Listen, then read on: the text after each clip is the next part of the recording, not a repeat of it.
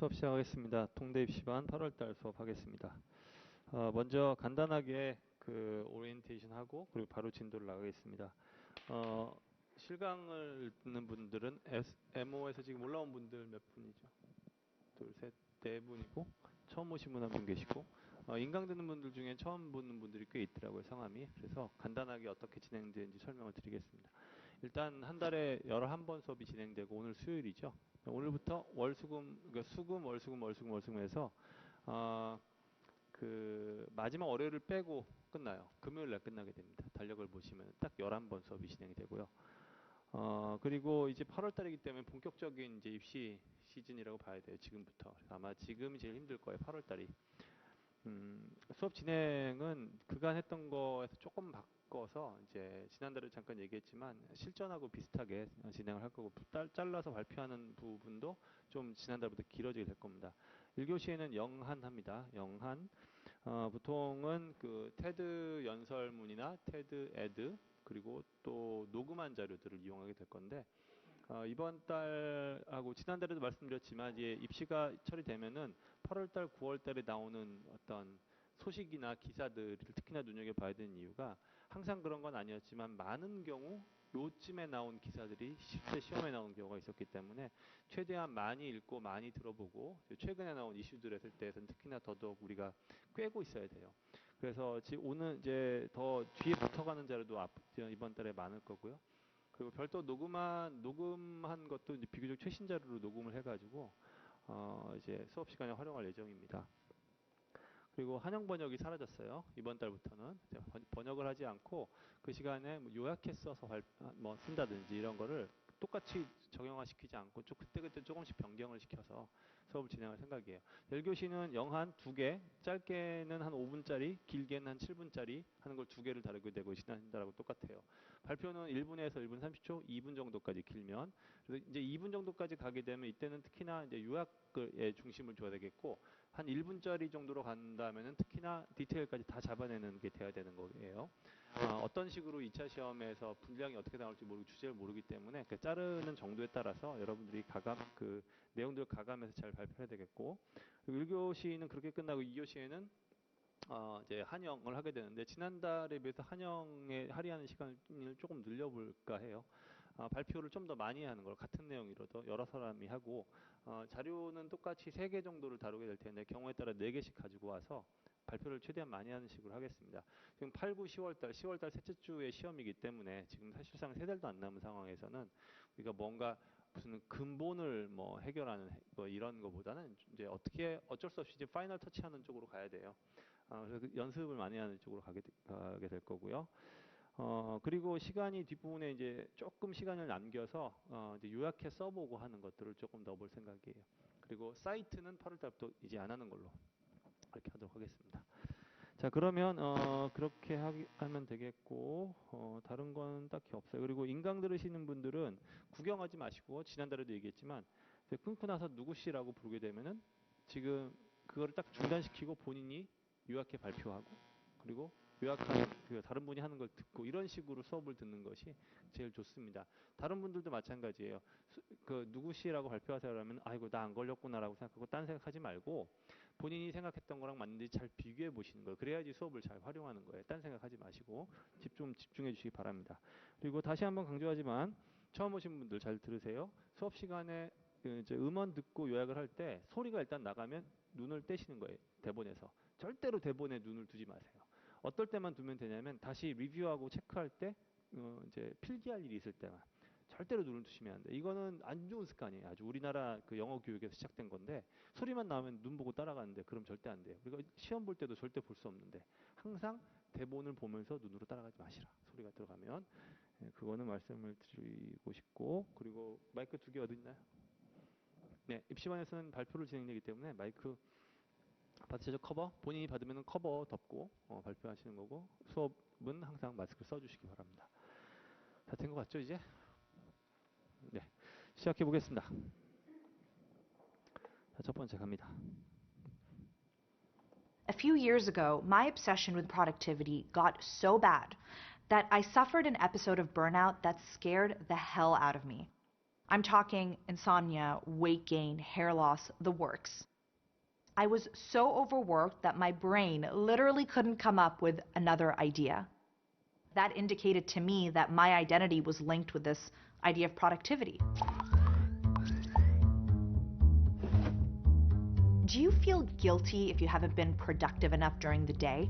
Do you spend hours reading productivity hacks, trying new frameworks, and testing new apps to get even more done? I've tried them all. Task apps, calendar apps, time management apps, things that are meant to manage your day. We've been so obsessed with doing more that we've missed the most important thing. Many of these tools aren't helping. They're making things worse.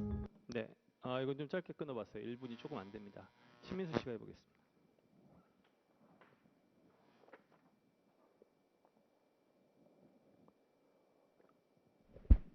최근에 저는 번아웃을 겪으면서 매우 끔찍한 상황을 겪고 있습니다. 불면증이 와서 머리도 빠지고 항상 피곤하죠. 늘 저는 제가 생산적이지 못한 하루를 보냈다고 생각을 하곤 합니다. 여러분도 오늘 하루가 생산적이지 못했다고 자책하는 일이 잦지 않으신가요? 생산성을 늘리기 위해 온라인에서 생산성 관련 앱을 다운받아 보신 적이 있나요? 분명 있을 겁니다. 근데 문제는 이런 생산성 앱들이 우리의 생산성을 실제로 늘려주지 못한다는 것입니다. 실제로 이 앱들은 상황을 더 악화시키고 있죠. 네, 좋아요. 내용이 지금 어느 정도 나왔는데 제가 아까 얘기했죠. 1분 정도 이하라고 하면은 디테일들을 절대로 빠뜨리면 안 되겠다고.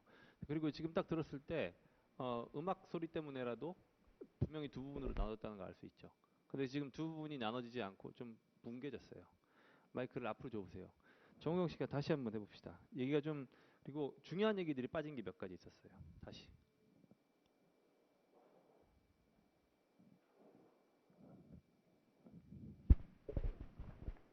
몇 년 전 저는 생산성에 있어서 너무 신경을 썼었습니다. 너무 생산성이 떨어져서 잠도 이루지 못했고 머리도 빠졌습니다. 제 머리는 더 이상 단 하나의 아이디어도 생각해내지 못했습니다. 여러분들은 생산성이 저하될 때 본인 자신에게 회의를 느끼지 않으신가요? 그래서 저 또한 회의를 느낄 때마다 생산성을 높이기 위해 관련 앱을 다운받기도 하고 시간을 좀 더 잘 활용하기 위해서 노력하였습니다. 하지만 제 경험상 이런 도움들은 저에게 큰 도움이 되지 못했고 저의 생산성을 더 저하시키기만 했습니다. 네, 좋아요. 지금 얘기가 조금 더 조리 있게 나왔고 내용들 더 많이 나왔어요.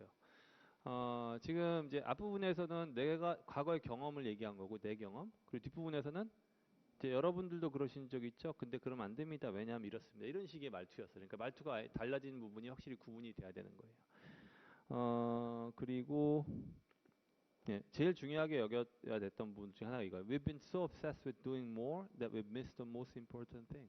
Many of these apps don't work. 워낙 우리가 생산성 증대시키는 데만 너무 집착하다 보니까 제일 중요한 사실을 간과하고 있었습니다. 그 제일 중요한 사실이 뭐예요?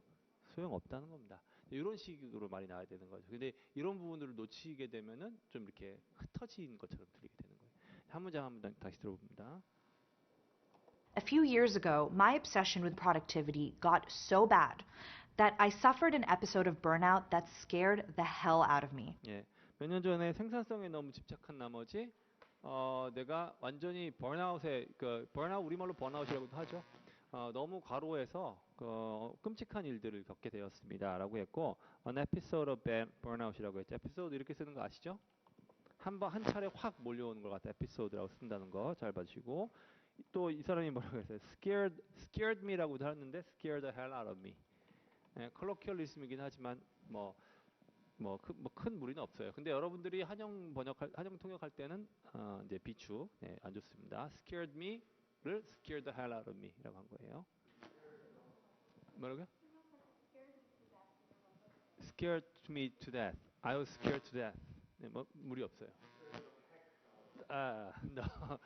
예, 핵과 한 끗 차이인데 왜 핵을 꼭 써야 돼? 그냥 I was so scared. 이제 그 정도로 합시다. 오케이? 근데 어쨌건 이 사람은 테드 연설자니까 괜찮은 거예요. 용서가 가능해. 근데 우리는 학생이잖아요. 입학생이니까 이건 피하셔야 되겠습니다. I'm talking insomnia. I'm talking. 좋죠, 이런 거. 지금 제가 말하는 건요, 이런 거 얘기하는 거예요. 그러니까 an episode of burnout인데, an episode of burnout이 구체적으로 뭐야? 라고 할 때, 글쎄, 내가 말하는 건 이런 거, 이런 거, 이런 거예요. 그래서 뒤에 about 쓰지 않아요. I'm talking insomnia. 이런 식으로. I'm talking insomnia, weight gain, hair loss, the works. 예, the works. 기타 등등 안 좋은 단점들을 다 합쳐서 the works라고 쓰죠. 에세라 정도라고 생각하시면 돼요. the works. I'm talking insomnia, weight gain, hair loss, the works. I was so overworked that my brain literally couldn't come up with another idea. 예, 그렇죠. 이거 정우영 씨가 이거 잡아줬죠. 너무 완전히 과로해가지고 아이디어를 낼 수가 없었어요. That indicated to me that my identity was linked with this idea of productivity. 오케이. 마치 내 정체성이 생산성과 동일시된다는 느낌이 들 정도였습니다. 이건 과거의 본인이 너무 생산성에 집착해서 겪었던 일들을 소개해주고 있고 음악 나오고 That indicated to Do you feel guilty if you haven't been productive enough during the day? Do you spend hours reading productivity hacks, trying new frameworks, and testing? 여러분도 그러신 적이 있냐라고 했죠. 생산성이 떨어지면 죄책감을 느낀다든지 do you spend hours reading productivity hacks? 핵 이렇게 쓰는 거 아시죠? 이렇게 해커할 때 핵하고 근본적으로는 같은 뜻이지만 뭔가 이렇게 우리가 맵 핵하듯이 뭔가 이렇게 뭐라고 하나 꼼수 좋은 뜻으로 얘기하면 팁, 그렇죠. 팁 이런 거. productivity hacks 막 읽느라고 몇 시간을 소비하고 그러신 적 없으니까. 그러니까 너희들도 나처럼 생산성에 중독돼 있었다면 나랑 똑같은 실수를 했을 거야. 그런 얘기를 하고 싶은 거예요, 지금. Do you spend hours reading productivity hacks, trying new frameworks, and testing new apps to get even more done? I've tried them all. Task apps, calendar apps, time management apps, things that are meant to manage your day.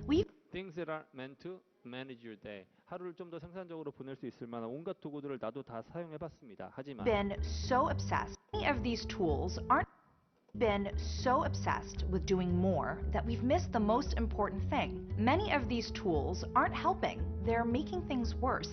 Okay, let's talk about 네, 거기까지 한 거예요, 지금. 그러니까 지금 크게 두 부분으로 머릿속에 생각하고 있어야 되겠고 얘기할 때 문장 하나하나를 기억해야 돼요. 이 정도 내용이라고 하면 길지 않으니까. 두 번째 덩어리로 넘어가겠습니다. Okay, let's talk about productivity for a second. Historically, productivity as we know it today was used during the Industrial Revolution. It was a system that measured performance based on consistent output. You clocked into your shift and were responsible for creating X number of widgets on the assembly line. At the end of the day, it was pretty easy to see who worked hard and who hadn't. When we shifted to a knowledge economy, people suddenly had tasks that were much more abstract, things like writing, problem solving, or strategizing, tasks that weren't easy to measure. Companies struggled to figure out how to tell who was working and who wasn't, so they just adopted the old systems as best as they could, leading to things like the dreaded timesheet, where everyone is under pressure to justify how they spend every second of their day. There's just one problem. These systems don't make a lot of sense for creative work. We still think of productivity as an endurance sport. We try to churn out as many blog posts, or we cram our day full of meetings. But this model of constant output isn't conducive to creative thought. Today, knowledge workers are facing a big challenge. We're expected to be constantly productive and creative in equal measure. But 말이 조금 빠르죠. 근데 아이디어만큼은 어렵지 않아요. 그러니까 이 정도는 할 수 있어야 된다고 생각을 하고 싶어요. 마이크가 또 하나 어디 있나요? 그쪽에 있답니다. 아영 씨가 한번 해볼게요. 오케이, 그럼 결 씨에게 마이크 주시고.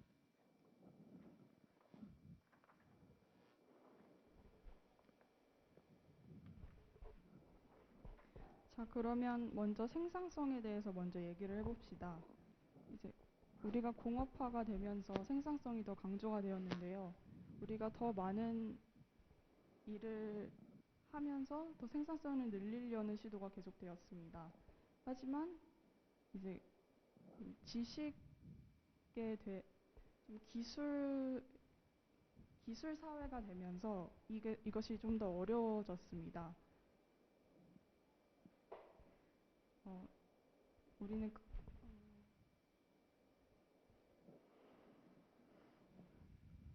우리는 보스들에게 우리가 무슨 일을 했는지를 알려주기 위해서 더 많은 시간을 할애해야 했습니다.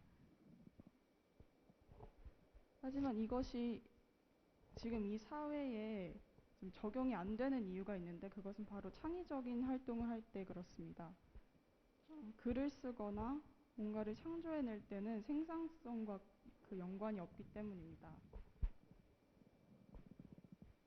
네, 뭐 대략 비슷한 얘기였는데 일단 공업화가 아니고 산업화라고 하고요. 근데 산업화 얘기가 왜 나왔는지가 지금 명확히 나오지 않고 산업화에서 현대 시대로 옮겨갈 때 어떻게 달라지게 됐는지가 확실하게 드러나지 않았던 것 같아요. 마이크를 앞으로 줘보세요. 신영 씨가 다시 해볼게요. 보스가 아니라 조폭이 아니면 보스 하면 안 되겠고요. 네.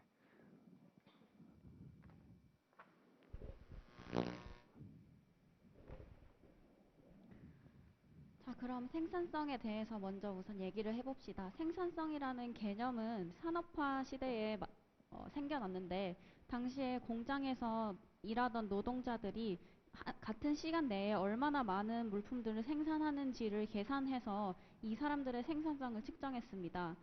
하루가 끝난 뒤에 같은 시간 안에 얼마나 많은 제품을 만들어냈는지를 보면 어떤 사람이 가장 일을 많이 했는지를 알 수 있기 때문에 이것이 생산성의 척도가 되었습니다. 그런데 이제 그런데 이제 산업화에서 또 다른 업무의 영역으로 옮겨가면서 우리가 하는 일의 성격이 완전 달라졌습니다. 이전에는 그 시간과 만들어내는 생산품으로 생산성을 측정할 수 있었지만 그 우리가 지금 하는 일들은 머리를 써서 하는 일이기 때문에 기존의 척도로는 측정을 할 수가 없었습니다. 그럼에도 불구하고 우리의 상사들 그리고 기업주들은 이전에 있었던 그 생산성 척도를 그대로 들여왔기 때문에 문제가 생겼습니다. 노동자들은 시간표를 작성하면서 매분 매초를 어떻게 일을 하는데 할애했는지를 설명했어야 됐고 이것은 머리로 다양한 창의적인 일을 하는 사람들로 하여금 오히려 더 보여지는 일들을 하게끔 만들었습니다. 더 많은 블로그 포스트를 쓴다든지 더 많은 회의를 잡는다든지 하는 등의 행동을 하게 되었습니다. 이런 것들은 생산성이라는 것이 창의성과는 전혀 다른 일이고 생산성의 척도가 창의력에 도움이 되지 않는다는 것을 보여주었습니다. 네, 아주 잘했습니다. 네, 이렇게 하시면 되는 거예요. 일단 크게 아이디어를 몇 가지 정도로 생각하시면 들으면서 머릿속에 그림이 3가지 다른 그림이 떠올라야 돼. 이거는 듣는 사람 누구도 딱 3가지가 떠올라야 돼요. 첫 번째가 뭐였어요? 생산성이라는 개념 자체가 언제 도입되었는지, 그리고 나서 산업화 시대의 생산성 얘기를 했죠. 그때 생산성이란 이런 것이었다. 그러다 두 번째 그림이 뭐가 돼야 돼? 시대가 변해서 abstract things라는 말이 나왔죠. 그러니까 전에는 예를 들어 자동차를 하루에 몇 대 생산하느냐를 보면 생산성을 가늠할 수 있었는데 이제 눈에 보이는 손에 만져지지 않는 것들을 생산해내야 되는 시대가 오다 보니까 이걸 가늠하기가 어려워졌어요. 근데 사람들은 그냥 편리했으니까 그 방법을 똑같이 적용을 시킨 거예요. 근데 이럴 때 문제가 뭐예요? 보이지 않고 창의성을 요하는 것은 기존에 있었던 이 생산성을 가늠하는 좋은 방법이 될 수가 없었다라고 하는 게 문제였다는 거예요. 그러니까 옛날 생산성이라는 것이 이제 이런 의미로 시작이 되었는데 시대가 변해가지고 시대가 변해서 상황이 달라졌음에도 불구하고 똑같은 걸 적용했다. 세 번째, 그렇지만 문제는 이거로는 측정이 안 된다는 것이다. 이거였던 거예요. 근데 이게 말이 너무 빠르다는 거는 사실 항상 상대적인 거죠. 그죠? 누구에겐 빠른 걸 수도 있지만 누구에겐 안 빠른 걸 수도 있잖아요. 그 상대적이죠. 그러니까 빠르다고 생각하면 안 되고 중간에 쭉 가다가 한 번 길을 놓치기 시작하면 두 번 그 다음에 다시 길을 찾아오기 힘들게 되는 거예요. 수업 끝나고 역시 복습을 어떻게 해야 돼요? 절대로 대본을 먼저 보시면 안 되고 수업 끝나고 나면 수업 시간에 끊었던 만큼 분량을 끊어서 자기가 다시 한번 들어보고 그 요약을 머릿속에 살려낼 수 있는지 문장을 놓치지 않고 이걸 꼭 해보셔야 되는 거예요. 그래서 내가 항상 하는 얘기 호흡 한 번에 끊이지 않고 가는 거. 그러니까 이제 숨 참고 물에 들어가서 얼마나 참느냐를 생각하시면 돼요. 그러니까 끝까지 집중해서 집중력을 가지는 시간을 늘리셔야 돼요. 지금 이 1분 20초 정도 됐거든요. 아까 50초 1분 20초 정도 됐는데 이 정도 되면은 이 정도 분량하고 이 정도면은 실제 2차 시험에서 나올 수 있는 분량 혹은 그보다 좀 적었어요. 그런데 이게 외대 1차 시험이라고 하게 되면 턱도 없죠. 외대 1차 시험에 작년에 800단어 정도가 나왔어요. 800단어면요. 천천히 읽으면 8분에서 9분이에요. 빨리 읽으면 7분 정도 됩니다. 근데 이 정도 되는 거를 우리가 호흡이 너무 짧은 사람들은요. 아이디어를 기억하려고 하다가 결국 중간에 놓쳐버려요. 한 절반 정도 지나면 4, 5분 지나면 끝나버립니다. 그럼 뒤에 싹 다 놓쳐버리는 거지. 뒤에 생각하고 있는데 앞에 또 적긴 했어. 근데 아무 생각 없이 적다 보니까 모르는 거예요. 그래서 1차 시험 날리는 사람들 많아요. 그러니까 호흡 길게 가는 것은 절대로 중간에 누구의 도움을 받지 않고 눈에 보이는 대본의 도움을 받지 않고 끝까지 가야 된다는 거예요. 자, 다시 갑니다. Okay, let's talk about productivity for a second. Historically, productivity as we know it today was Productivity as we know it today. 무슨 말이에요? 우리가 알고 있는 productivity는 우리가 productivity라고 알고 있는 것은 원래 산업화 시대에 생겨난 것입니다. Historically, productivity as we know it today was used during the Industrial Revolution. It was a system that measured performance based on consistent output. 예, measure performance based on consistent output. 계속 생산량을 만들어낸다라는 것을 전제로 했을 때 그걸 전제로 사람들의 퍼포먼스를 평가하는 거였어요. 예, 동일한 생산량을 만들어낸다는 걸 전제로 사람들이 얼마나 꾸준히 해내는지. It was a system that measured performance based on consistent output. You clocked into your shift and were responsible for creating X number of widgets on the assembly line. 네, 여기가 조금 잘 안 들렸을 수도 있는데 요런 막 clocked into your shift 무슨 말인가요? 이게? 딸깍 출근 도장 찍는 거죠. 그러니까 내 그 교대 근무 시간에 클락 딸깍 찍고 들어와요. 그리고 produce 이런 걸 make라고 했나요? X number of widgets. creating X number of widgets라고 했죠. widget. 여러분 핸드폰에 있는 widget 생각하시면 돼요. 그러니까 뭐 이러저러한 여러 군데 쓰는 그 도구 같은 것들을 widget이라고 하잖아요. 요즘에는 핸드폰에 widget이라고 부르듯이. 그렇죠? 그러니까 내 그 교대 근무 시간에 들어가서 주어진 양의 할당량을 생산해 내는 거야. 그게 내가 할 일이었어요. 근데 그걸 잘하면은 생산성이 높고 그걸 못하면 생산성이 낮다라는 식으로 평가를 받았다는 거죠. It was a system that measured performance based on consistent output. You clocked into your shift and were responsible for creating X number of widgets on the assembly line. At the end of the day, it was pretty easy to see who worked hard and who hadn't. When 누가 제대로 했고 누가 열심히 일했고 누가 열심히 일하지 않았는지가 하루만 지나면 명확하게 드러났다는 거죠. 그러니까 산업화 시대 그게 너무나 당연하게 잘 사용이 됐다는 거고. we shifted to a knowledge economy, who hadn't? When we shifted to a knowledge economy, people suddenly had tasks that were much more abstract, things like writing, problem solving, or strategy. 예, writing이나 problem solving 같은 좀 더 추상적인 것들을 생산하도록 요청을 받기 시작했어요. 지식 산업에 접어들게 되면서. 거기 들렸죠? 지식 산업? Who hadn't? When we shifted to a knowledge economy, people suddenly had tasks that were much more abstract, things like writing, problem solving, or strategizing. Tasks that weren't easy to measure. Tasks that weren't easy to measure라고 했어요. 앞에 knowledge economy 들렸고요. 지식 경제. 박근혜 대통령이 좋아했던 건데. Companies 창조 경제. 네, 많은 걸 창조하셨잖아요. Companies struggled to figure out how to tell who was working and who wasn't, so they just adopted the old systems as best as they could. 여기가 한 문장씩 들으면은 비교적 잘 이해가 됐죠. 그런데 이게 연속으로 나오게 되면은 이해가 잘 안 돼. 그게 호흡 때문에 그런 거라고요. 그러니까 사실은 이런 거죠. 엄밀히 따지면은 한 문장을 딱 들었는데 들으면서 단 한 단어도 놓치지 않고 지나가면요. 다음 문장으로 넘어갈 때 부담이 덜한 거예요. 근데 한 문장을 쭉 들으면서 내가 안 들린 부분이 많으면 많을수록 이해가 좀 덜 된 상태에서 어렴풋이 된 상태가 있는데 한 문장 들려주면서 시간을 주게 되면은 그런 뜻이구나 할 수 있지만 아직 정리가 되지 않은 상태에서 두 번째 문장으로 넘어가 버리니까 앞에 있는 것까지 모호해지고 뒤에 게 또 문제가 되고 그게 쌓이고 쌓이면 네다섯 문장 지나가게 되면 포기하게 돼버린 거예요. 그러니까 집중력을 얘기하는 거고 문장 구문에 대한 구문력을 얘기하는 거예요. 항상. 사실은 8월 달쯤 됐으면 그 전에 그런 연습들이 충분히 오래돼서 이제 그런 부분들의 역량이 늘어가 있었어야 하는 거죠. 물론 대부분 다 늘으셨을 거라고 생각합니다. 민지 씨.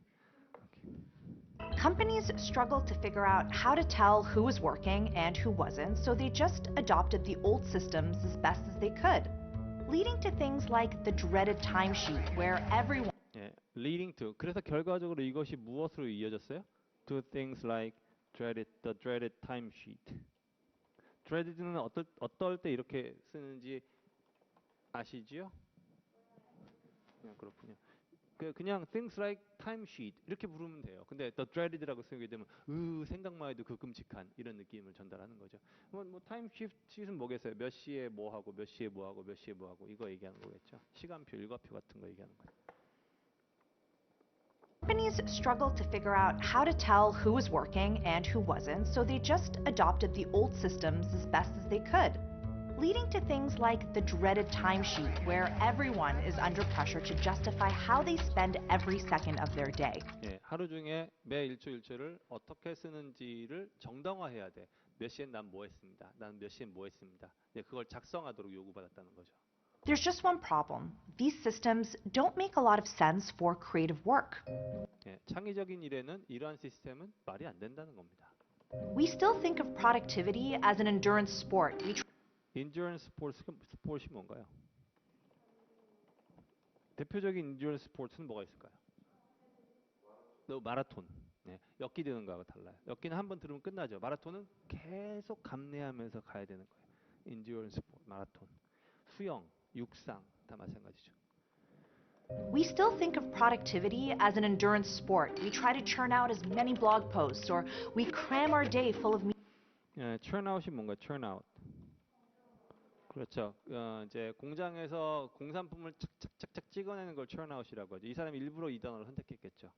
그러니까 과거 이제 산업화 시대에나 어울렸었을 만한 그런 척도를 대입하고 있다는 얘기니까 뭐 하루에 블로그 포스트 3개, 뭐 이틀에 유튜브 동영상 1개, 네, 이렇게 올려야지 뭐 10만 유튜버가 돼서 뭐 실버를 뭐 받는다, 뭐 이런 얘기 하는 거죠.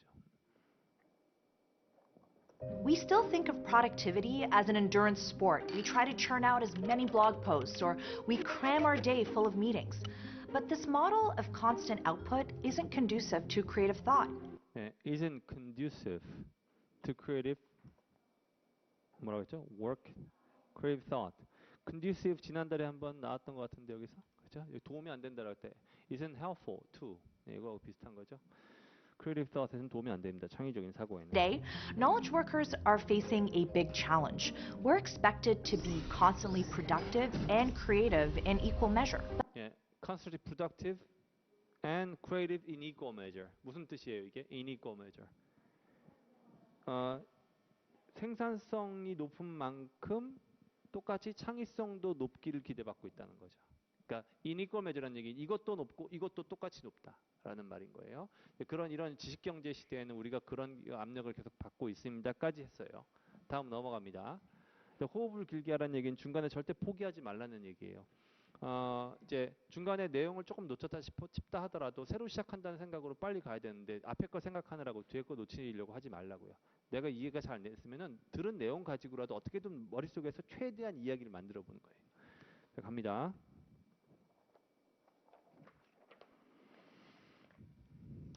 But it's actually almost impossible for our brains to continuously generate new ideas with no rest. In fact, downtime is a necessity for our brain to recover and to operate properly. Consider that according to a team of researchers from the University of Southern California, letting our minds wander is an essential mental state that helps us develop our identity, process social interactions, and it even influences our internal moral compass. Our need for a break flies in the face of our cultural narrative about hustling. In other words, the stories that we as a society tell each other about what success looks like and what it takes to get there. Stories like the American dream, which is one of our most deeply rooted beliefs. This tells us that if we work hard, we'll be successful. But there's a flip side. If you aren't successful, it must mean that you're not working hard enough. And if you don't think you're doing enough, of course you're going to stay late, pull all-nighters, and push yourself hard, even when you know better. Productivity has wrapped itself up in our self-worth so that it's almost impossible for us to allow ourselves to stop working. The average US employee only takes half of their allocated paid vacation leave, further proving that even if we have the option to take a break, we don't. 네, 여기를 이다혜 씨가 해보겠습니다. 그거 씌우시고.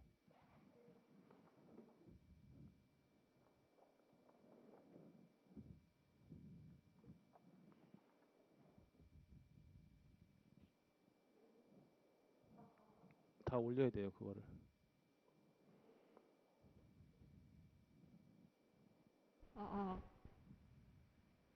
근데 맨 처음이 생각이 안 나요. 맨 처음 한 문장만. 맨 처음 한 문장만 하라고요? 오케이. But it's almost impossible.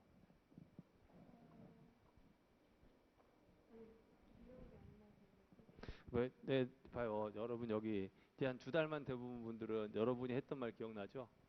다 마이크 주면 뭐라고 해요? 기억이 안 난다고. 근데 항상 뭐라고 했죠? 기억이 안 나는 게 아니라 못 들은 거예요. 기억이 안 나는 게 아니라 못 들은 거예요. 그러니까 얘기했었죠. 첫 문장 들었는데 대략 이해하는 것 같았어. 이해 못한 거라고요. 근데 그런 상태에서 넘어가니까 쉽게 얘기하면은 에어쇼에서 비행기가 방귀 뀌고 지나가는 거예요. 그러면 처음에 방귀 낀 자리는 좀 있으면 사라지죠. 그거하고 똑같은 거예요. 이건 기억 안 나는 게 아니라 이해를 못한 거예요. 오케이? 마이크를 이쪽으로 줘보세요. 자, 명근 씨. 저걸 끼우시고 하시는 게 좋을 것 같아요.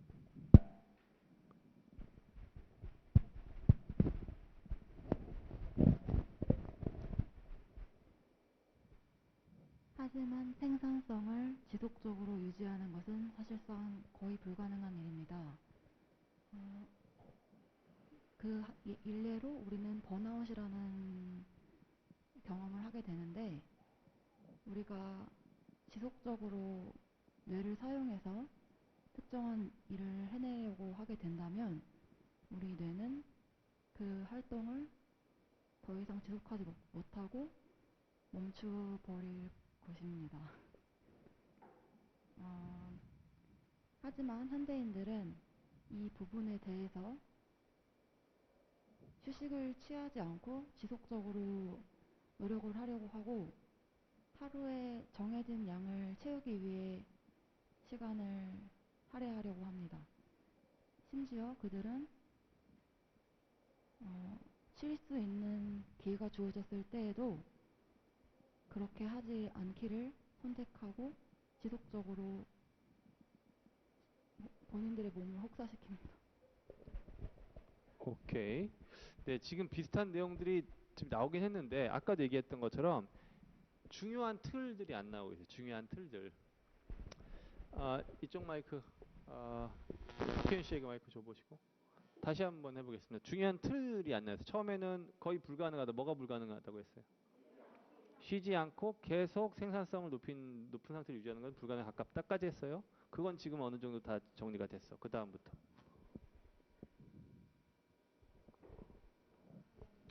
네, 옆으로 주세요.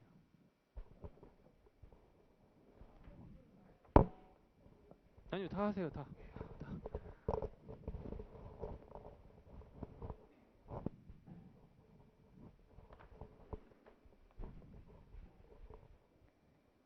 하지만 실제로 우리가 쉼 없이 계속 생산성을 유지한다는 것은 거의 불가능합니다. 실제로 우리 뇌가 어느 정도 휴식기에 들어갔을 때 우리는 좀 더 생산성을 향상시킬 수 있는데요. 한 대학의 연구에 따르면 우리가 심적으로 뭔가 방황하거나 어떤 생각을 하는 시간을 가질 때 우리는 우리 자신의 정체성을 조금 더 알게 되고, 그리고 사회적인 상호작용도 좀 더 잘 할 수 있게 된다고 합니다.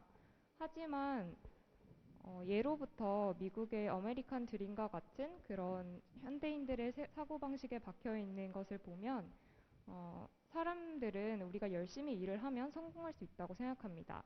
그런데 여기에는 숨겨진 이면이 있습니다. 바로 우리가 성공하지 않는다는 것은 우리가 열심히 하지 않는다고 생각하는 것인데요.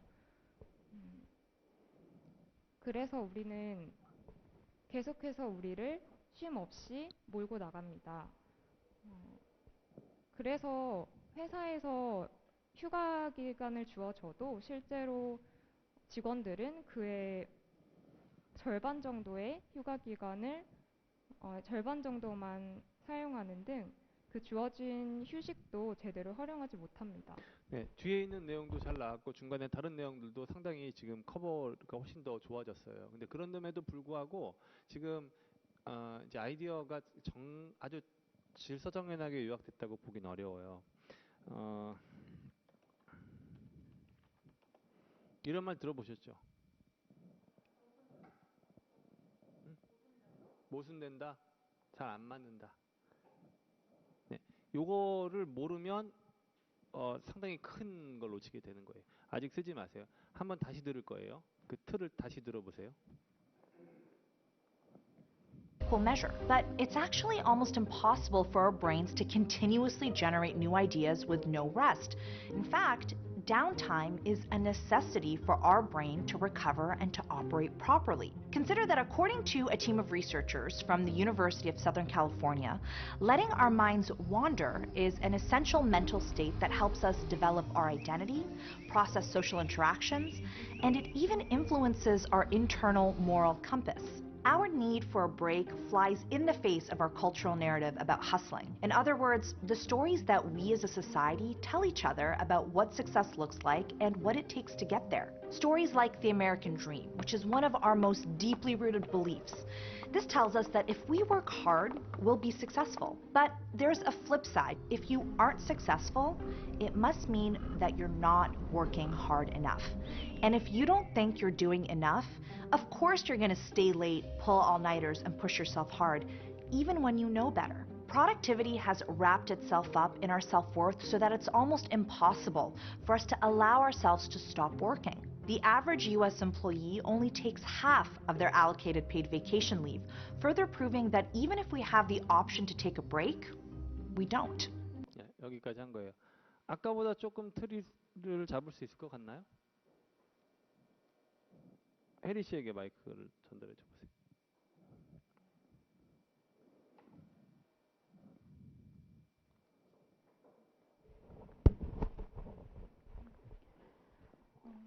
하지만 쉬지 않고 생산성을 계속 유지하는 것은 굉장히 불가능한 일입니다.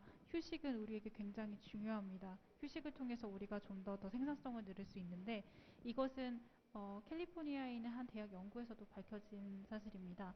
휴식을 통해서 우리가 조금 더 우리의 그 자아에 대해서 잘 알 수 있고 또 사회적으로도 조금 더 능력을 가질 수 있고 우리 생산성을 높일 수 있다고 합니다. 하지만 이러한 생각들이 우리가 오랫동안 가지고 있는 이런 생산성의 고정관념과 대치하게 되는데요. 이 우리가 가지고 있는 생산성에 대한 생각은 바로 아메리카 드림과도 맞닿아 있습니다. 바로 열심히 일하면 그만큼 성공한다라는 것인데요. 하지만 여기에는 이면이 존재합니다. 이 말을 뒤집어서 생각하자면 우리는 열심히 일을 하지 않았기 때문에 성공하지 않았다라는 그런 결론에 도달하게 되는 것입니다. 그 때문에 많은 이들이 자신들을 계속 밀어붙이며 생산성을 높이기 위해서 계속 일을 하게 됩니다. 그리고 쉼 없이 일을 하게 되는데요. 그 때문에 많은 미국에 있는 직장인들을 보면 자신들에게 주어진 휴가 기간의 반 정도만 사용하는 경우들이 많다고 합니다. 자신들이 휴가 쓰는 것을 선택해서 할 수 있음에도 불구하고 그렇지 않은 경우들이 굉장히 많다고 합니다. 네, 잘했습니다. 이렇게 하시면 되는 거예요.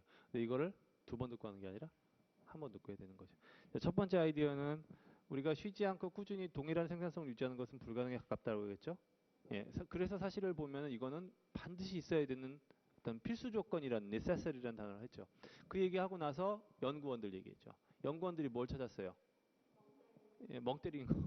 예, 멍 때린 걸 영어로 뭐라고 했죠 지금? Letting our minds wander. 이게 사회적 상호작용에도 도움을 주고 생산성에도 도움을 주고 사고에도 도움을 주고 심지어 moral compass에도 영향을 준다 이런 얘기를 했어요. 예? moral compass라는 말 들어보셨죠? 예, compass가 뭐예요? 나침반이 컴파스죠. 그러니까 도덕의 나침반. 그러니까 사람들의 도덕적 기준을 얘기할 때 이렇게 씁니다. 근데 나침반이 사람마다 다른 거죠. 예를 들어서 길 가다가 침 뱉는 거는 안 좋은 거야. 그건 윤리와 관련이 있나? 모럴 컴퍼스에 영향을 준다는 얘기는 내가 쉬지 않으면 나쁜 놈이 돼. 평소에는 도덕적으로 행동하다가 쉬지 않아가지고 피곤하니까 갖다 담배꽁초를 버려.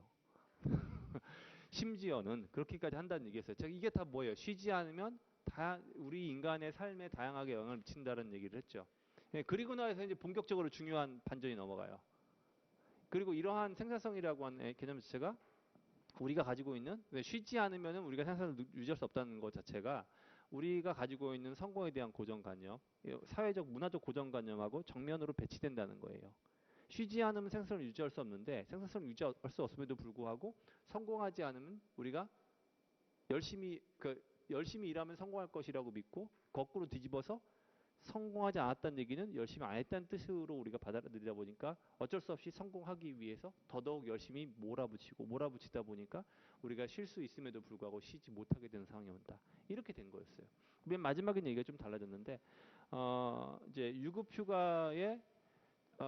유급휴가를 우리는 우리 선택에 의해서 쓸 수 있다고 생각하지만 사실 우리는 유급휴가에 대해서 우리 선택에 의해서 이 선택권이 없는 겁니다. 왜냐면 선택권이 있으면 당연히 있었을 거 아니야. 근데 안 쓰고 있다는 거는 선택권이 없다는 뜻이다. 그런 거 조금 달랐어요. 자, 한 문장 다시 들어봅니다. Measure, but it's actually almost impossible for our brains to continuously generate new ideas with no rest. In fact, downtime is a necessity for our brain to recover and to operate properly. 네, 우리 두뇌가 회복하고 제대로 작동하기 위해서 다운타임은 필수적인 것이다. 다운타임 많이 보셨죠? 이렇게 쓴 거. 휴식 시간을 다운타임이라고 하죠. In fact, downtime is a necessity for our brain to recover and to operate properly. Consider that according to a team of researchers from the University of Southern California, letting our minds wander is an essential mental state that helps us develop our identity. 예, 여기 이해됐죠? 예, letting our brains wander라고 했어요. 멍 때리도록 내버려 두는 것이 이거 하는데 반드시 필요하다는 것을 연구원들이 찾아내기도 했습니다. Consider that according to a team of researchers from the University of Southern California, letting our minds wander is an essential mental state that helps us develop our identity, process social interactions, and it even influences our internal moral compass. Our need for a break flies in the face of our cultural narrative about hustling. 네, 여기 들렸나요? For a break flies in the face of compass. Our need for a break flies in the face of Our need for a break flies in the face of our social narrative. 이 narrative만 나오면 어려워지죠. 아까 flies in the face of는 얘기를 했고요. 우리는 쉬어야 한다. 우리는 원래 쉬어야 되는 거야. 우리 태어나길 그렇게 만들어졌어. 근데 그렇다는 사실은 우리의 소셜 내러티브가 정면으로 배치되는 것입니다. 우리의 소셜 내러티브는 뭐라고요? 쉬면 안 된다라고 얘기하고 있고 우리의 어떤 우리는 태생적으로 쉬어야 하고 그러니까 안 맞는다는 얘기를 갖다가 fly in the face라고 써준 거예요. 소셜 내러티브, 사회적 뭐랄까 통념 좋아요. 통념 좋네. 내러티브라고 하는 것을 원래 이야기라고 해설이라고 하죠. 그러니까 사회에서 하고 있는 이야기, 사회에서 우리에게 들려주고 있는 이야기. 예, 그게 소셜 내러티브죠. 근데 허슬링이 뭐예요? 허슬. 막 정신없이 막 이거 하고 저거 하고 막 하는 거. 이거. 이게 안 맞는다는 거야. 그러니까 쉴 수가 없어. compass. Our need for a break flies in the face of our cultural narrative about hustling. In other words, the stories that we as a society tell each other about what success looks like and what it takes to get there. 성공이 무엇이고 성공하려면 무엇이 필요하다라고 하는 그런 우리 사회에서 얘기하고 있는 것들, 그것과 우리가 꼭 쉬어야 된다라고 하는 것과 잘 안 맞는다는 겁니다. Stories like the American dream, which is one of our most deeply rooted beliefs. One of our deeply rooted beliefs라고 들렸죠? 우리가 가지고 있는 가장 깊은 어떤 믿음 체계 중에 하나인데. Stories like the American dream, which is one of our most deeply rooted beliefs. This tells us that if we work hard, we'll be successful. But there's a flip side. 플립 사이드를 잘 이해하셔야 돼요. 열심히 일하면 성공할 것입니다. 근데 이 이면을 생각해 보면은 열심히 일하지 않으면 성공하지 않을 것이다가 아니라 성공하지 못했다면 열심히 일하지 않은 게 돼버리는 것입니다. 그게 플립 사이드인 거예요. But there's a flip side. If you aren't successful, it must mean that you're not working hard enough. And if you don't think you're doing enough, of course you're going to stay late, pull all-nighters, and push your. 예. 그리고 내가 제대로 못하고 있다고 생각하면 어쩔 수 없이 사회적 압력 때문에 pull all-nighters 하게 된다는 거죠. 예, 이거 이디엄 들어보셨죠? 밤샌다는 거 할 때 pull all-nighters. And if you don't think you're doing enough, of course you're going to stay late, pull all-nighters, and push yourself hard, even when you know better. Productivity has wrapped it. Even when you know better. Even when you know better. What's know better? 그렇게 해봐야 소용없다는 것을 알매도 불구하고. 예. 그러니까 know better라는 말은 보통 조언할 때도 많이 쓰죠. You should know better. 예. 문법책 공부한다고 해서 문법 잘하는 거 아니야. You should know better. 예. Hanites know better. know better가 아니라 뭐죠? know best. 예. 한영민어학원 그 로고 밑에 써 있잖아요. Hanites know best. 원래 뭘에서 패러디한 거죠? 이거 패러디한 거잖아요. 이럴 수가. 한영민 학원 다니는데 아직 이것도 모르고 있었다니. Mother knows best. 뭐? 그건 아니야. 여기에 있는 학원에 적혀 있는 모든 영어는 인테리어 업자가 적은 거예요. 내가 적은 게 아니야. 어법 틀린 데가 한두 군데가 아니에요. 페인트로 지워버리려고 했어 내가. 내가 쓴 게 아니에요. 사람들이 항상 의미를 부여하려고 하더라고요. 인테리어 업자가 써는 거예요. Mother knows best. 그거 누가 한 얘기 있었어. 누가 그 얘기를 했었어. 학생인 동의자 그런 뜻이. 진짜 지워야겠다. 맞긴 하지만. And push yourself hard, even when you know better. Productivity has wrapped itself up in our self-worth so that it's almost 이 부분이 좀 어려웠던 것 같아요. Has wrapped itself up 이라고 했죠. 그러니까 생산성이 어떤 특정 스스로의 가치 기준으로 스스로 감싸버렸다. 그 무슨 말인지 잘 안 다가오죠. 여기까지 들으면. and push yourself hard, even when you know better. Productivity has wrapped itself up in our self-worth so that it's almost impossible for us to allow ourselves to stop working. self-worth가 무슨 말이에요? self-worth. 스스로의 가치죠. 그러니까 엄청난 가치로 스스로를 감싸버려서 딴 사람들이 보기에 이게 너무 가치 있는 거야. 그래서 우리가 절대로 일하는 거를 쉬지 못하게 만들어 버린다는. 그러니까 생산성이란 개념 자체가 그 자체로 너무나 귀중한 것처럼 돼버려서 우리로 하여금 그걸 성취하기 위해서 쉬지 않고 일하게 만들었다라는 개념인 거죠. 여기가 좀 어려웠어요.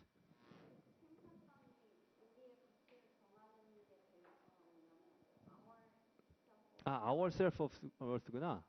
it's self-worth가 아니라 우리의 자신의 가치로 우리의 가치로 담아서. 그러니까 그거네. 그러면은 생산성이 우리의 가치를 결정하는 것으로 만들어 버렸다. 그렇게 봐야 되겠네요. 그래서 생산성이 높으면 우린 가치가 높은 것이고 생산성이 높지 않으면 가치가 높지 않은 것이고. And push yourself hard, even when you know better. Productivity has wrapped itself up in our self-worth so that it's almost impossible for us to allow ourselves to stop working. The average US employee only takes half of their allocated paid vacation leave, further proving that even if we have the option to take a break, we don't. 네. Further proving that even if we have the option to take a break, we don't. 그러면은 그대로 봐야 되겠네. 우리가 take a break 할 수 있는 옵션이 있음에도 불구하고 우리는 take a break 하지 않는다라는 거예요. 옵션이 있음에도 불구하고 그 옵션을 행사하지 않는다라는 얘기였어요. 됐습니다. 뒤에 한 덩어리가 더 있습니다. 한 덩어리를 더 할까요? 아니면 다음 이야기로 넘어갈까요? 다음 거로 넘어가겠습니다. 말이 너무 빠르니까 이번에 좀 말이 좀 늦은 걸로 그렇게 하도록 하겠습니다. 왜 째려보고 그래? 엄청 째려봐. 그게 아이패드 에어인가요? 7세대인가요? 7세대. 오케이. 에어가 좋나요? 7세대가 좋나요? 7세대가 좋아요. 왜 무슨 차이예요? 그러니까 어떤 기능 차이나 이런 게 있냐? 딱히 용량 차이, 디스플레이 차이, CPU 차이가 있나? 에어하고 7세대 요거하고. 오케이.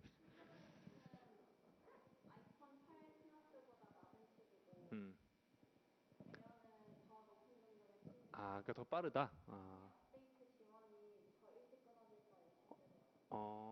좋은 지적이에요. 그러면은 에어 사길 잘한 거죠. 내가 쓰려고 하는 게 아니라. 왜 내 딸로 태어나죠 그럼? 자, 갑니다. 두 번째 이야기로 넘어가겠습니다. ¿Hablas español? Parlez-vous français? 你会说中文吗? If you answered si, oui, or 会, and you're watching this in English, chances are you belong to the world's bilingual and multilingual majority. And besides having an easier time traveling or watching movies without subtitles, knowing 2 or more languages means that your brain may actually look and work differently than those of your monolingual friends. So, what does it really mean to know a language? Language ability is typically measured in 2 active parts, speaking and writing, and 2 passive parts, listening and reading. While a balanced bilingual has near equal abilities across the board in 2 languages, most bilinguals around the world know and use their languages in varying proportions. And depending on their situation and how they acquired each language, they can be classified into 3 general types. For example, let's take Gabriella, whose family immigrates to the US from Peru when she's 2 years old. As a compound bilingual, Gabriella develops 2 linguistic codes simultaneously with a single set of concepts, learning both English and Spanish as she begins to process the world around her. Her teenage brother, on the other hand, might be a coordinate bilingual, working with 2 sets of concepts, learning English in school while continuing to speak Spanish at home and with friends. Finally, Gabriella's parents are likely to be subordinate bilinguals, who learn a secondary language by filtering it through their primary language. Because all 거기까지 하겠습니다. 훨씬 표정이 좋아졌네요. 온사라 씨가 해볼까요? 덥게 씌우시고.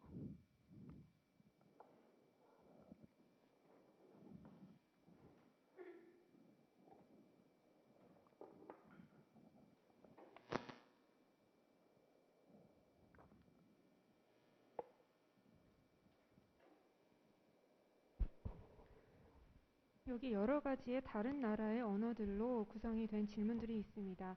만약에 여러분들이 이 각각의 나라에 대한 그러니까 이 다른 언어에 대한 질문을 그 나라의 언어에 대한 대답으로 만약에 되받아친다면 여러분들은 아마 이중 언어를 2개의 언어를 구사하는 사람일 것입니다. 영어와 또 다른 외국어를 구사하는 사람들 말이죠. 우리는 이제 영화를 볼 때 자막을 보기도 하고 그리고 또 원어로 나오는 음성을 듣기도 합니다. 만약에 여러분들이 이런 식으로 영화를 보게 된다면 앞서 말씀드렸던 그런 이중 언어를 구사하는 사람일 것이고 그리고 한 가지의 언어를 구사하는 사람들과 다른 방식으로 여러분의 뇌는 작용하게 될 것입니다. 보통 이중 언어 구사자라고 하면 3가지의 타입으로 나눌 수 있습니다. 예를 들어서 여기 한 여자아이가 있습니다. 이 여자아이의 가족은 페루에서 미국으로 넘어온 이민자 가족입니다. 만약에 이 여자아이를 예로 들면 이 여자아이는 스페인어와 그리고 영어를 둘 다 구사를 할 수 있을 겁니다. 그러나 이 여자아이의 오빠는 상황이 좀 다릅니다. 이 오빠는 아마 학교에서는 영어를 구사하겠지만 집에서 이제 부모님이나 아니면 친구들과는 스페인어를 구사를 하게 될 것입니다. 그리고 마지막으로 이 두 남녀의 부모님은 또 다른 상황에 계실 것입니다. 이분들은 영어를 배우실 때 본인들의 모국어인 스페인어를 중간에 두고 그 스페인어로 이제 필터링을 해서 영어를 배우시게 될 겁니다. 네, 좋아요. 잘했습니다. 잘했는데 지금 내용이 틀어지거나 안 나온 부분들이 있었죠. 네, 그게 구문 때문에 그런 거예요. 지금 특히나 영화를 볼 때 자막을 가지고 본다라는 부분하고 뇌의 작용이 다르다.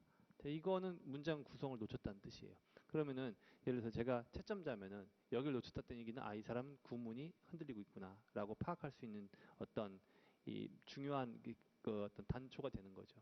여기 부분이. 그러니까 이따가 다시 들어볼 텐데 내가 어떤 구문을 몰랐기 때문에 어떤 식의 구문에 약하기 때문에 이게 틀렸는지를 꼭 파악하고 수업이 끝나면 그거를 문장을 여러 번 들어보고 그걸 통째로 외워버린다든지 하는 그런 작업이 꼭 필요한 거예요. 민지 씨에게 마이크를 줘보세요. 민지 씨가 다시 한번 해볼게요. 좀 수정할 부분이라든지 더할 부분들을 더해서.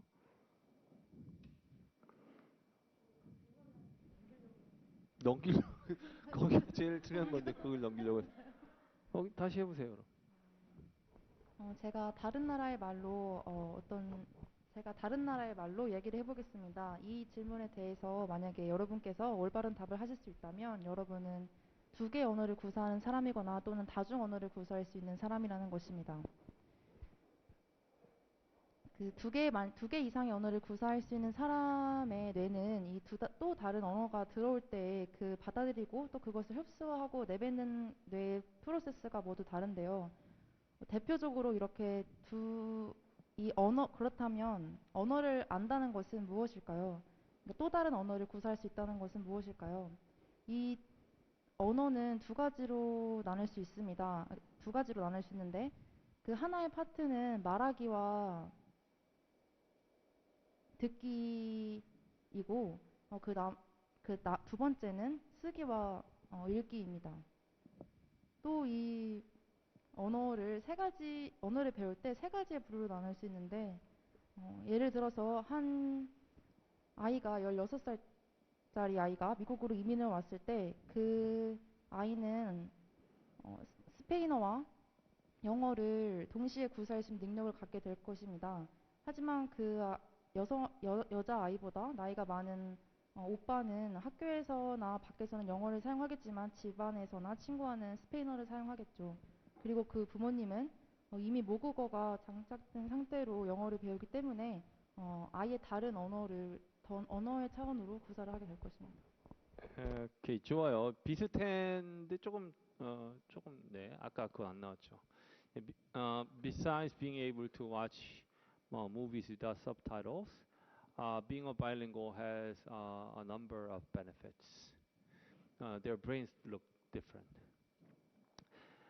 바이링구얼이 되게 되면 장점이 여러 가지가 있는데 그 장점 중에는 해외여행하면서 쉽게 다닐 수 있고 또 영화 볼 때도 서브타이틀 필요 없이 볼 수 있는 것도 있지만 그거 말고도 두뇌 모양이 언어를 하나 구사하는 사람들하고는 또 다릅니다. 이런 내용이었는데 그 구문이 길었기 때문에 besides 이렇게 하고 하는 부분에서 중간에 놓쳐버린 거예요. 또 하나 중간에 내용이 두 분 다 안 나온 게 있죠. 뭐가 안 나왔나요? 지금 읽고 쓰고 듣고 말하고 엄청 헷갈렸는데 지금 우리가 언어를 할 줄 안다라고 하는 것은요. 이게 뭐하고 뭐를 구분하는 거예요? 쓰기하고 말하기를 구분하는 거예요. 쓰기하고 말하기. 근데 이제 그 쓰기 말하기하고 듣기 읽기는 수동적인 거고 쓰기 말하기는 적극적인 거죠. 그런데 그 얘기를 왜 했나요?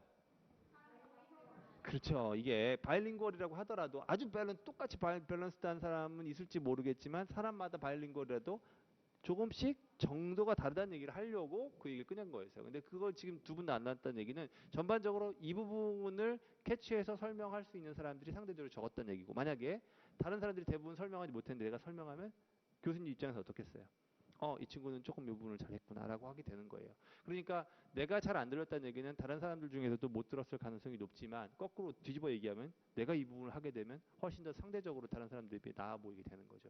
그렇다면 그 부분이 왜 내가 놓쳤을까를 꼭 파악을 하고 넘어가셔야 된다는 거예요. 수업 끝나고 나서.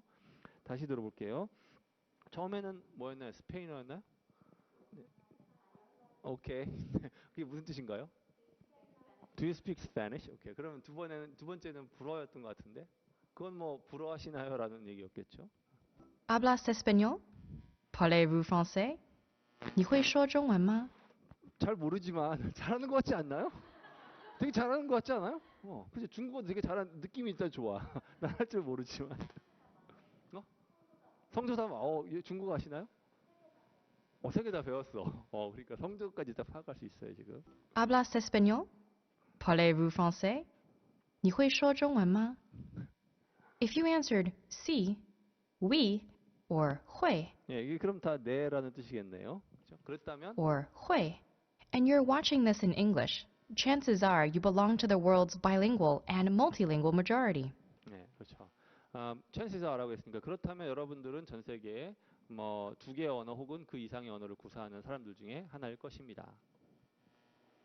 And besides having an easier time traveling or having easier time traveling이 무슨 말이에요? 여행하면서 불편 없다는 얘기겠죠. 그리고 besides 시작했죠. 그거 말고도. 근데 그거 말고도를 끝까지 가져가야 되는데 구문력이 약하면 beside의 역할을 놓쳐버리게 되는 거예요. 중간에서. 그럼 이게 내용이 몽창 날아가게 되는 거지. 중국어로 위? 네. 뭐 그게 있네. 중국어로 돼 있네. 이걸 어떻게 읽는다고요? 회의. And besides having an easier time traveling or watching movies without subtitles, knowing 2 or more languages means that your brain may actually look and work differently than those of your monolingual friends. Than those of your monolingual friends예요. 우리 주변에 있는 사람 중에 하나의 언어만 구사하는 사람들하고 두뇌의 모양이 다르고 혹은 두뇌가 다르게 작용한다라는 겁니다. 그리고 지금 그러니까 이게 구문도 그렇고 then those of your monolingual friends라고 하는 부분도 그렇고 이제 문장이 길어지고 딱 직설적으로 다가오지 않으니까 놓칠 가능성이 높은 거예요. 이건 이미 많이 얘기된 거 아시죠? 바이링구얼 혹은 그 이상의 언어를 구사하는 사람들은 뇌에 작용하는 방식도 다르다고 하고 논리적 사고도 다르다고 합니다. 그러니까 훨씬 도움이 된다는 거죠. 여러 언어를 구사하게 되면. And besides having an easier time traveling, so what does it really mean to know a language? 예, 그렇다면 언어를 안다는 것이 무슨 뜻일까요? Language ability is typically measured in 2 active parts, speaking and writing, and 2 passive parts, listening and reading. 예, 그럼 액티브하고 패시브라고 했죠? 능동적, 수동적 뭐 이 정도 하면 될 것 같아요. While a balanced bilingual has near equal abilities across the board in 2 languages, most bilinguals around the world know and use their languages in varying proportions. In varying proportions죠. 그러니까 다양한 정도로 서로 다른 정도로 쓴다는 얘기죠. 그리고 지금 예를 들어서 2개 언어를 자유롭게 구사한다고 하더라도 거의 똑같이 구사하는 사람은 전 세계에 거의 없다고 합니다. 모국어는 1개밖에 있을 수 없어요. 그래서 1개 모국어가 있으면은 그 모국어에 비해서 이 다른 그 언어는 모국어에 비해서 떨어질 수밖에 없습니다. 그거는 뭐 누구나 그렇다고 하더라고요. 아무리 잘해도. 그러면은 우리의 영원한 바이링구얼 에릭남은 어떨까요? 에릭남은 이제 한국어가 지금 많이 늘어있는 상태이긴 하지만 이 사람은 영어가 모국어인 것 같더라고요. 근데 이게 이렇더라고요. 하나의 그러니까 모국어가 있고 다른 언어를 구사한다고 하더라도 그 모국어의 수준도 차이가 날 수 있고 다른 언어의 수준도 차이가 날 수가 있어요. 그러니까 모국어를 정말 잘 구사하는 사람 중에 진중권 씨 같은 분들을 들 수 있는데 이분은 이 영어를 배웠을 때 영어의 수준하고 비교해서 차이가 많이 날 수 있는 것처럼 어떤 사람이 한국말도 잘 못하는데 영어를 배웠는데 영어도 잘 못할 수도 있는 거죠. 그래서 varying proportions라는 말이 여러 의미를 지니고 있어요. 저는 그간 영어 한다는 사람들이 영어를 잘한다는 사람을 많이 만났는데요. 심지어는 교포분들도 많이 만났는데 똑같더라고요. 그러니까 언어 능력은 외국에 오래 살았다고 해서 그 언어 능력이 뛰어나지는 것이 아니더라고. 모국어 능력이 뛰어나지 못하면요. 그 외국어 능력도 그 수준을 넘지 못하더라고. 예, 그거는 확실한 사실이에요. 정말 뛰어난 모국어 능력을 가진 사람이 외국어를 배웠을 때 그 외국어 능력이 훨씬 더 그 높은 수준까지 올라갑니다. 강경화 장관님이라든지 다른 몇몇 이제 요직을 차지하고 있는 하이 랭킹 어피셜들의 어떤 한국말 들어보고 영어를 할 때 들어보면 영어 하는 교포분들이요. 정말 수준이 높아요. 반기문 전 UN 사무총장이셨던 분도 나중에 영어를 배웠지만 발음이 정말 구린데 영어 들어보면 상당히 고급 영어를 구사합니다. 같은 것 같아요. 그게. 뭐 얘기하다 그랬지? 이제 varying proportions. And depending on their situation and how they acquired each language, they can be classified into 3 general types. 네, 이제 여기서부터는 3가지가 나왔는데 첫 번째 아이가 아주 어렸을 때 가야죠. 네, 2살 때 컴파운드라고 했죠? 그럼 뭐라고 하면 될까요? 복합 언어 구사자? 뭐 이 정도 할까요? For example, let's take Gabriella, whose family immigrates to the US from Peru when she's 2 years old. 예, 이 정도면은 페루는 기억이 없겠죠. 그죠? 그럼 2살이면은 뭐 의미 없잖아요. 내가 아는 한 그 교포분인데 캐나다로 이민을 간 분이에요. 이제 전남 나주 맞죠? 예, 나주 출신이라고 하더라고요. 예, 근데 나주 출신인데 4살 때 이민을 갔다고 하더라고요. 근데 한국말을 가끔 쓰시는데 사투리를 쓰더라고요. 4살 때까지 배운 사투리가 남아있어. 그래서 한국말 발음도 되게 어눌한데 그 사투리를 쓰는 거 보고 너무 웃긴 거예요. 그러니까 아주 어린이스러운 몇몇 단어들의 전라도 액센트가 있는 거예요. 그러니까 우리 집은 대대로 전라도 집안이에요. 나는 서울에서 태어났지만. 그래서 내가 항상 얘기하듯이 나는 리스닝은 된다고. 전라도 리스닝이 돼요. 근데 스피킹이 잘 안 돼. 근데 그러니까 아니까 이 사람이 한국말 하는 거 들으면은 전라도 말 쓰더라고요. 그래서 막 영어 하다가 나 전라도 출신이에요. 뭐 이러면은 정말 웃겨. 아. As a compound bilingual, Gabriella develops two linguistic codes simultaneously. Codes라고 하죠. Codes, linguistic codes. Codes 맞죠? Two linguistic codes. With a single set of concepts, learning both English and Spanish. 네, 그러니까 하나의 아이디어에 대해서 쓰는 그 스페니쉬하고 잉글리시 같이 익혀간다는 거예요. 부럽죠? With a single set of concepts, learning both English and Spanish as she begins to process the world around her.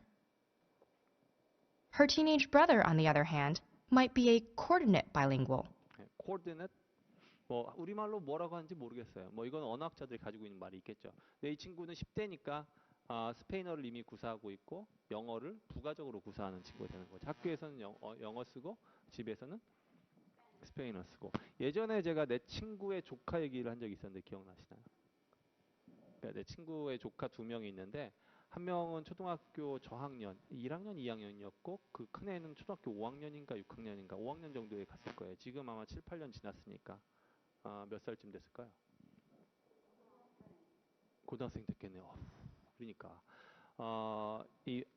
아주 어린 꼬마애하고 5학년 그때쯤 간 아이들이 있는데 불과 한 3, 4년 만에 학교 친구들 사귀어가지고 집에 데리고 오고 그런다고 하더라고요. 그리고 예전에 그 친구가 영어 하는 친구예요. 그 조카라고 했는데 그때 영어를 전혀 모르고 갔던 그 아이들의 발음을 들어보고 깜짝 놀랐다는 거예요. 자기는 영어를 30년을 했는데도 발음이 이렇게 구린데 얘들 불과 몇 년 만에 영어가 달라지는 거 보고 깜짝 놀랐다고 하더라고요. 근데 안타까운 건 그 작은 애는 한국말 잘 안 쓰려고 한다고 하더라고요. 이제는 집에 와서도 엄마 아빠한테 영어 하려고 한다고 하더라고요. 처음에 그렇게 어려워하더니 지금은 벌써 그러니까 어릴 때 갈수록 그게 더 빨리 융화가 된다는 게 맞는 말인 것 같아요. 큰 아이의 경우는 덩치가 되게 컸어요. 아빠 닮아서. 그래서 처음에 주먹으로 제패했다고 하더라고요. 그래가지고 주변에 있는 초딩 애들 까불 팡 해가지고 자기 영어 못하는데 영어로 하니까 한국말로 하라고 그랬다고 하는데 다행히 사고 안 치고 잘 적응해 살고 있다고 종종 소식을 들어요. 네. 괜찮네. 자, 영어 못한다 놀리니까 마늘 한 뭉치를 그거 대신 먹고 해도 괜찮을 것 같아. 다른 것도 아니고 마늘로 저기 뱀파이어 잡듯이 잡아가지고 좋은 방법이야. 얘는 덩치도 크고 되게 싸움 잘했대요. 여기서. 그러니까 이제 아이들이 슬슬 기면서 친해졌다고 하더라고요. 친해진 건지 모르겠죠. 굴복시킨 건지 모르겠죠. 그것도 괜찮은 방법이라는 생각이 들어요. 어디 하다 그랬지? teenage brother 얘기하다 그랬죠? Working with two sets of concepts, learning English in school while continuing to speak. Finally, Gabriella's parents are likely to be subordinate bilinguals who learn a secondary language by filtering it through their primary language. 예, 그렇죠. 모국어를 통해서 배운다는 거죠. 사실 우리가 성인이 되어서 배우면 딱 그렇죠. 다음 부분 넘어갑니다. Because all types of bilingual people can become fully proficient in a language, regardless of accent or pronunciation, the difference may not be apparent to a casual observer. But recent advances in brain imaging technology have given neurolinguists a glimpse into how specific aspects of language learning affect the bilingual brain. It's well known that the brain's left hemisphere is more dominant in analytical and logical processes, while the right hemisphere is more active in emotional and social ones, though this is a matter of degree, not an absolute split. The fact that language involves both types of functions, while lateralization develops gradually with age, has led to the critical period hypothesis. According to this theory, children learn languages more easily because the plasticity of their developing brains lets them use both hemispheres in language acquisition, while in most adults, language is lateralized to one hemisphere, usually the left. If this is true, learning a language in childhood may give you a more holistic grasp of its social and emotional contexts. Conversely, recent research showed that people who learned a second language in adulthood exhibit less emotional bias and a more rational approach when confronting problems in the second language than in their native one. But regardless of when you acquire additional languages, being multilingual gives your brain some remarkable advantages.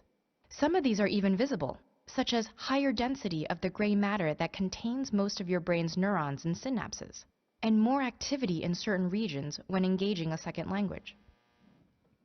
네, 거기까지예요. 여기까지를 누가 하시냐면 유미소 씨가 해보겠습니다. 마이크 와이프 주시고.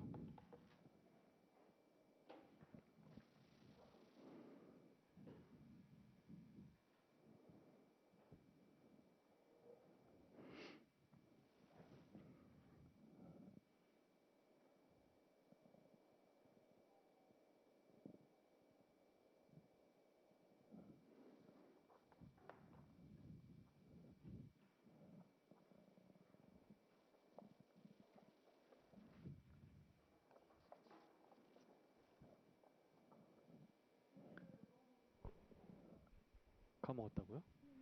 까먹은 게 아닌데. 그냥 오케이.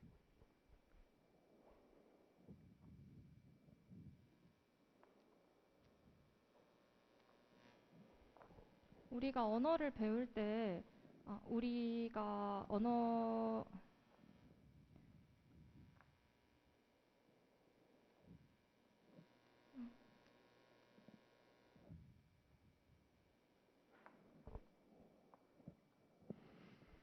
우리의 뇌에서 그 좌반구 쪽은 우리의 그 이성과 사고를 담당을 하고 있고 우반구 쪽은 감정에 관한 것을 담당하고 있습니다.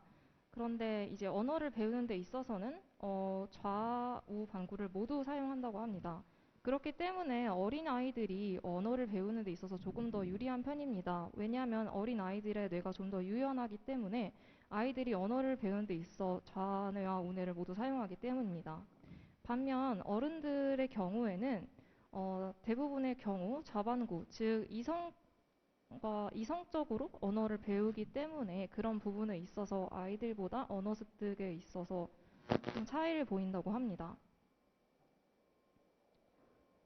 그런데 최근의 연구에 따르면은 어른들이 언어를 배우는 데 있어서 어떤 그 감정의 어떤 편견 때문에 조금 더 그 배우는 게 더 어렵다고 합니다.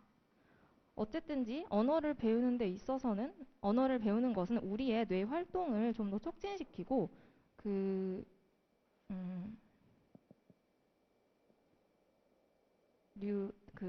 뇌 활동을 좀 더 촉진시키기 때문에 뇌 활동에 매우 도움이 된다고 합니다. 네, 이번에도 이제 내용이 이렇게 이런 내용을 먼저 전달하고 그 다음에 아주 유기적으로 그 다음 내용으로 넘어오고 그 다음 내용이 끝날 때쯤에 다른 이야기를 자연스럽게 꺼내와야 되는데 이게 지금 그냥 무작위로 들린 부분만 이렇게 발표되는 형식이 돼버렸어요. 처음에 무슨 얘기로 시작을 해야 되나요? 지금 세 타입을 얘기했잖아요. 이게 세 타입은 사실 일반적으로 사람들이 사람들이 영어 사용하는 거 들어봤을 때 발음이나 액센트 빼고는 딱히 차이를 못 느낀다 이런 얘기가 나왔었죠. 차이를 못 느껴요. 근데 그렇지만 최근에 두뇌 과학자들을 보면은 어떤 식으로 언어를 습득했는지가 두뇌에 영향을 미치는 바가 매우 다를 수 있다라는 거 얘기를 한 거예요. 그리고 나서 뭐 얘기가 나오는 거냐면 좌뇌 우뇌가 나야죠. 좌반구 우반구는 지구에다가 하는 거고요. 네, 이건 지구가 아니니까 좌반구 우반구가 아니라 이제 좌뇌 우뇌 이렇게 얘기가 되는 거예요. 그렇게 넘어가야 됐던 거예요. 그리고 그 좌뇌 우뇌 설명하고 뒷부분에서도 조금 이게 얘기가 좀 많이 흔들렸던 것 같아요. 박경희 씨가 그거를 다시 한번 해보겠습니다. 혹시 졸린가요? 아니에요. 졸린 것 같아서.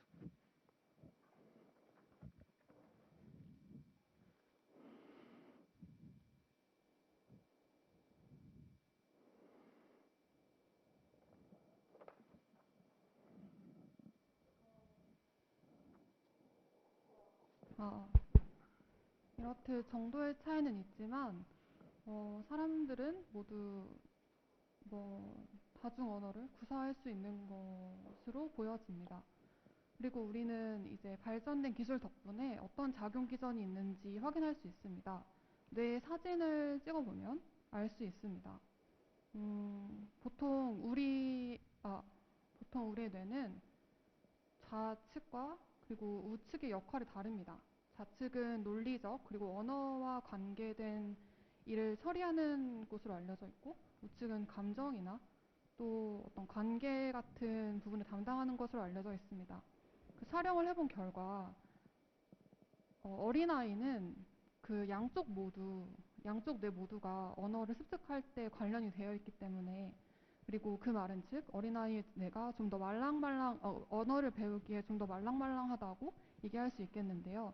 그렇기 때문에 두 뇌를 다 사용해서 사회적인 맥락 속에서 언어를 습득하기 때문에 좀 더 잘 배우는 것으로 알려져 있지만, 어른들이 언어를 배우는 경우에는 한쪽 뇌만 쓰는 것으로 알려져 있고, 그것은 대부분 좌쪽 뇌가 관여를 하는데요. 한쪽 뇌만 사용해서 언어를 배우기 때문에 좀 더 습득이 어려운 것으로 알려져 있습니다. 하지만 어느 시기에 언어를 배우든 바이링구얼이 갖는 이점은 분명히 있기 때문에 두 가지 이상의 언어를 배우는 것은 충분히 가치 있는 일일 것입니다. 네, 아까보다는 조금 더 구분이 잘 되어서 나왔고요. 마지막 부분은 여전히 안 나왔죠. 네, 그런 측면 말고 어떤 물리적인 생물학적 측면에서도 차이가 있다라는 얘기를 했죠. 그 차이 얘기하면서 그레이 매터 얘기했나요? 회백질이죠, 회백질. 그러니까 신경세포, 신경계를 구성하는 회백질의 양이 바이링구얼들에게서 훨씬 더 많다라는 얘기가 나왔어요. 그러니까 그건 전혀 다른 하나의 중요한 이야기인데 싹 빠진 거죠, 그게. 그리고 좌쪽 우쪽 좌측 우측 좌뇌 우뇌 그냥 하면 되는데, 말랑말랑도 좋은 단어이긴 하지만 유연하다 이렇게 얘기하면 어떨까 싶은 생각이 듭니다. 네, 그러면 놓친 부분들을 왜 놓쳤을지 한 문장 한 문장 들어보겠습니다.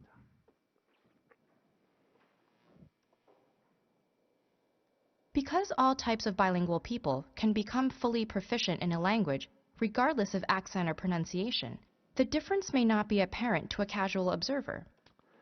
세 종류의 사람이 다 영어를 잘할 수 있게 돼요. 이제 regardless of accent or pronunciation, accent는 pronunciation과 상관없이 부모님들의 accent는 변하지 않을 수 있잖아요. 그 얘기하는 거죠. 근데 casual observer라고 했으니까 전문가가 아닌 이상 딱 보면 다 비슷하다고 느낄 것입니다. But recent advances in brain imaging technology have given neurolinguists a glimpse into how specific aspects of language learning affect the bilingual brain. 네, 여기를 놓치게 되면 구문 놓치게 되면 끝나는 거예요. 연구가 이 사람에게 글림스를 주었다. 이 사람들에게. 무슨 말이에요? 연구를 통해서 이 사람들이 이걸 조금 알 수 있게 되었다. 이런 말이잖아요. 예, glimpse라고 하는 단어를 잘 보세요. 근데 어떻게 how different aspects of learning a language 그 다음에 affects 또 뭐였죠? affects 뭐에? The bilingual brain. bilingual brain에 어떤 이렇게 언어 학습이 서로 다른 측면이 이 브레인에 어떤 영향을 주는지를 어느 정도 이해할 수 있게 되었습니다라는 거예요. 구문 잘 보세요. 여기를 놓쳤을 가능성이 높아요. But recent advances in brain imaging technology have given neurolinguists a glimpse into how specific aspects of language learning affect the bilingual brain. It's well known that the brain's left hemisphere is more dominant in analytical and logical processes. 예, analytical and logical의 언어가 아니라 분석과 논리력과 좀 더 관련되어 있는 것으로 알려져 있습니다. 좌뇌는. While the right hemisphere is more active in emotional and social ones. 네, 사회적 어떤 정서적 부분에 좀 더 특화되어 있습니다. 물론 이거는 정도의 문제이긴 하지만 이런 말이 나왔죠. 그러니까 왼쪽은 그냥 분석, 오른쪽은 무슨 감정 이게 아니라 정도가 조금 나눠져 있다는 거죠. Though this is a matter of degree, not an absolute split. The fact that language involves both types of functions, while lateralization develops gradually with age, 네, lateralization이라는 말이 나왔죠. 금방 쫙 안 다가오는데 저 역시 이 상황에서 lateralization을 쓰는 것은 들어본 적이 없어요. 근데 내용을 들어봤을 때 양쪽이 평준화되는 것들을 의미한다고 보시면 될 것 같아요. lateral이 뭐예요? lateral. 수평을 얘기하죠. lateral을 얘기하죠. lateralization이라고 했던 것은 좌뇌와 우뇌가 균형 잡힌 상태로 발전하는 것을 말하는 거죠. The fact that language involves both types of functions, while lateralization develops gradually with age, has led to the critical period hypothesis. 네, critical period hypothesis. 그러면 뭐라고 할까? 핵심적 시기가 있다는 가설로 이어지게 되었던 것입니다. 예, 이게 lateralization이 어릴 때 벌어지기 때문에 그게 이제 벌어지는 단계에서 노출이 된다면 좌뇌와 우뇌 모두 사용해서 감정적, 정서적, 사회적 부분까지 다 반영하는 아주 좋은 언어를 쓸 수 있게 된다라는 거죠. 상당히 그럴듯한 것 같아요. 예, 우리가 문장을 분석해가지고 문법에 맞게만 내뱉어서 되는 게 아니니까.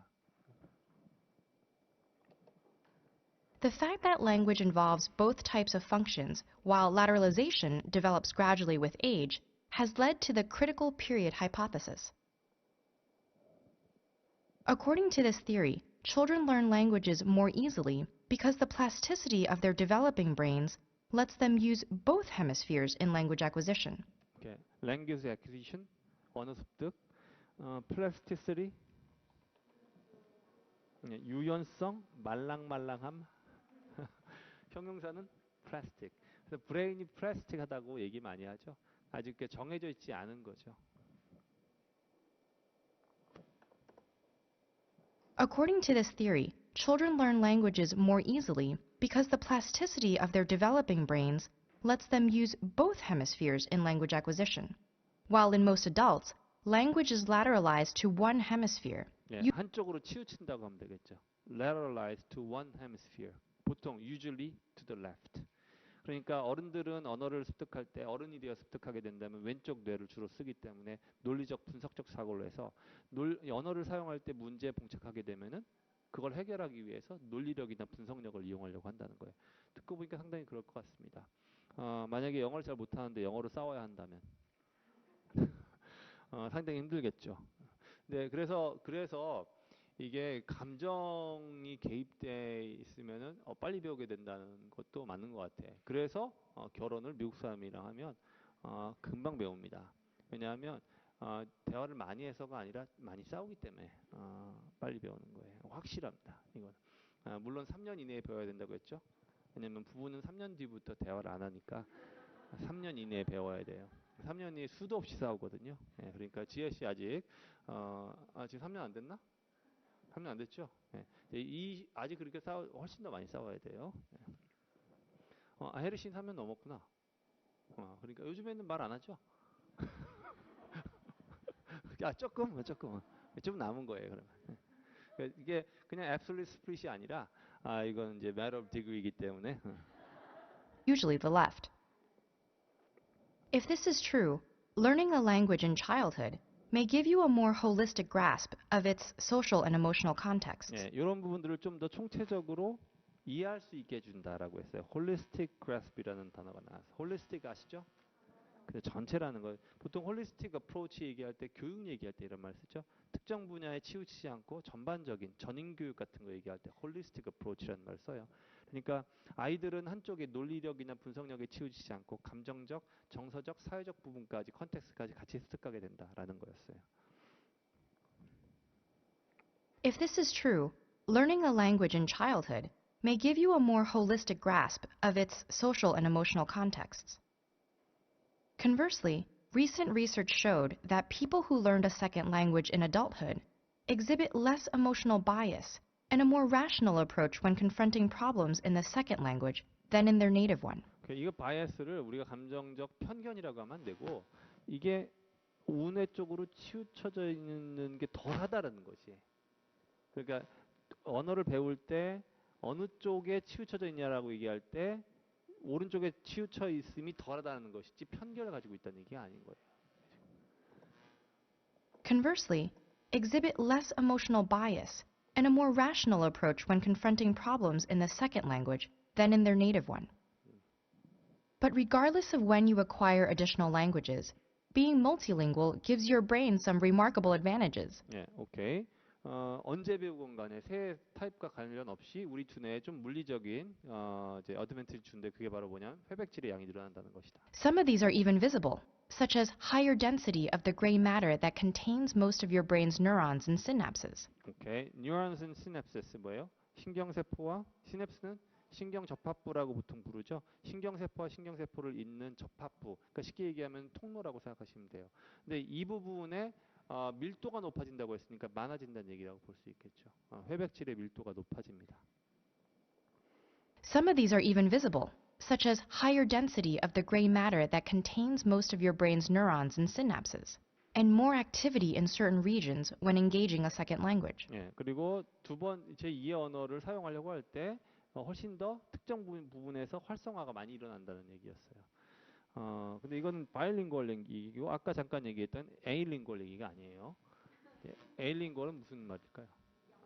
영계국어자들이 있어요. 가끔 보면 영계국어자들의 특징은 한 중고등학교 때 미국 가가지고 한 10년 정도 살았는데 의식적인 노력을 통해 양쪽 언어 모두를 잃어버리는 그런 사람들이 있는데 저 미국 오래 살아서 한국말 잘 못해요.